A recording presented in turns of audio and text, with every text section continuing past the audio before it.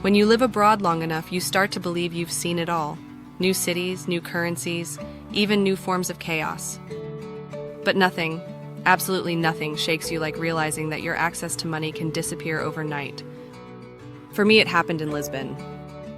It was a normal Tuesday morning, bright light through the blinds, the smell of coffee, a calm day ahead. I opened my banking app just to confirm a client payment had arrived.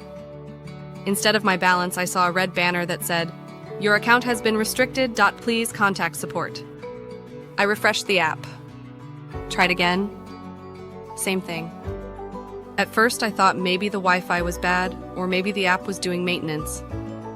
I even restarted my phone, the classic fix. Nothing changed.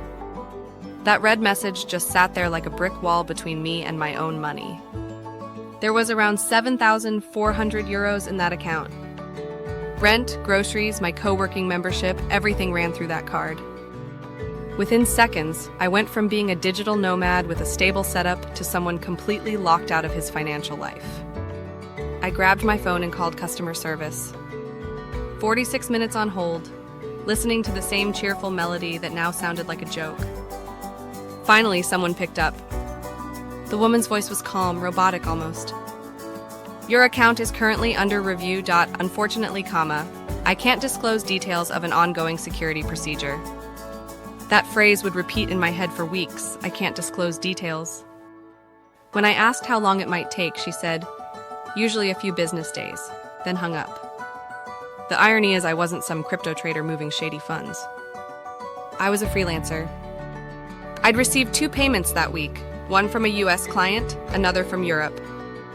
Apparently that was enough to trigger their algorithm. A login from Portugal, money from 2 continents, and the system said suspicious. So there I was, in a Lisbon cafe, staring at my phone, realizing my entire financial life was frozen. I had 60 euros in cash, rent due in 2 days, and a credit card that linked to the same account, now useless. You don't really understand panic until you realize you're surrounded by people who can tap their cards and walk away with breakfast, while your own card just flashes declined. That day, I borrowed money from a friend just to buy groceries.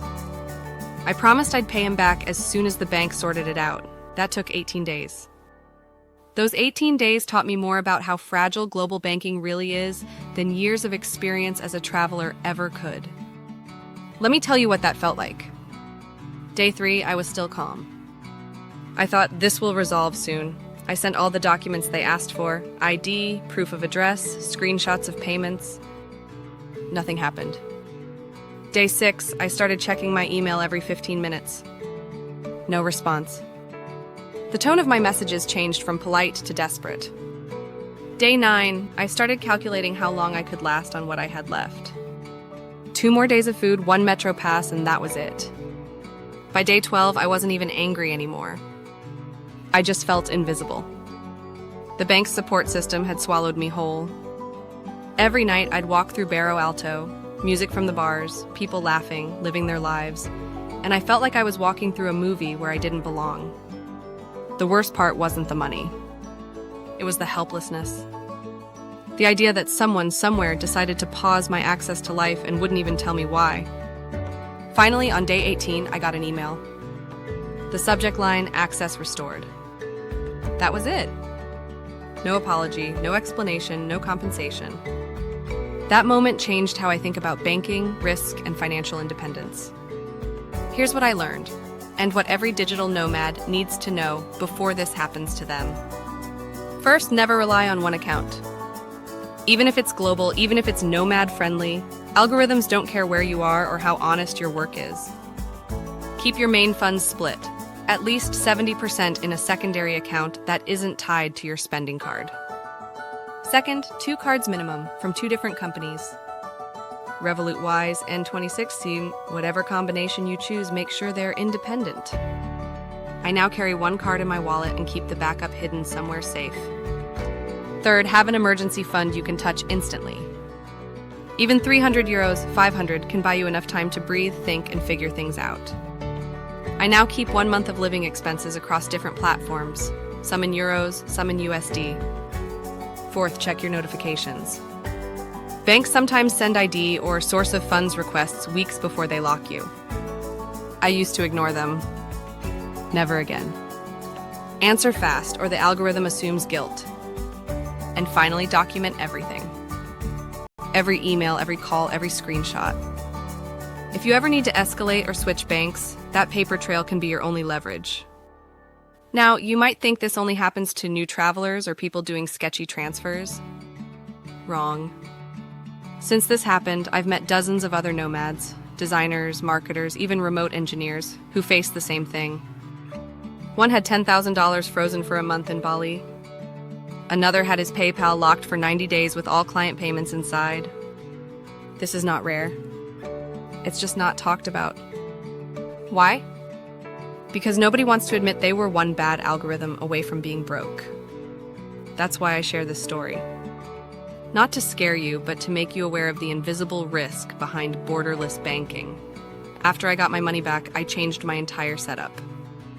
I now operate on what I call a 3-layer system. Layer 1, the daily account. That's your Revolut Wise or local debit card. Use it for everyday expenses. Layer 2, the backup account. A separate bank entirely with no direct connection. Keep most of your savings there untouched. Layer 3, the emergency wallet. Whether that's a crypto card, a PayPal balance, or even cash in your backpack, something you can use if both banks fail. This setup has saved me twice since.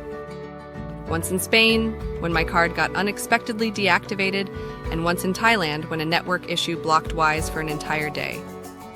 Both times I switched systems and moved on without panic. Because here's the real truth. Freedom isn't about having unlimited money. It's about never being completely locked out of it. We talk so much about how to make money, but rarely about how to keep access to it. That's the real challenge of global living. After this experience, I started noticing patterns. The banks that freeze accounts most often, they're usually the ones that advertise instant setup and no paperwork. Convenience comes with risk. The systems built to onboard you fast are also the ones that can shut you out fast. Traditional banks move slow but tend to give you warning. Fintechs move fast but often act first and explain later. You need both in your toolkit. And this isn't about paranoia, it's about resilience. Think of it like travel insurance for your money. You hope you'll never need it, but when things go wrong, it's priceless. So if you're starting your digital nomad journey, do this today. Test your setup. Send 10 euros from one account to another. Try withdrawing from an ATM in a different country. See how long it takes. Don't assume it works just because the app looks nice. If your bank freezes you, you don't want to be learning how to fix it from a hostel with 5% battery left. Because when your money is frozen, time moves differently. Minutes feel like hours. Every transaction declined feels like a judgment. And you start realizing just how much trust you've placed in a system that doesn't even know your name.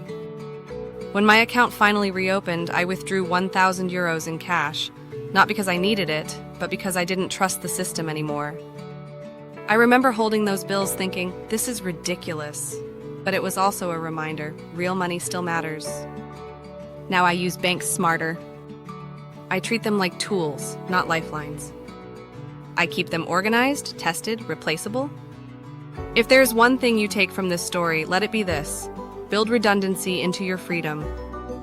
One account, one card, one plan, it's not enough. Living globally means thinking ahead. If this helped you, subscribe for weekly strategies that make life abroad safer, simpler, and smarter. No hype, no gimmicks, just what actually works. And remember, this is educational content only, not financial advice. Just hard-earned lessons from the road.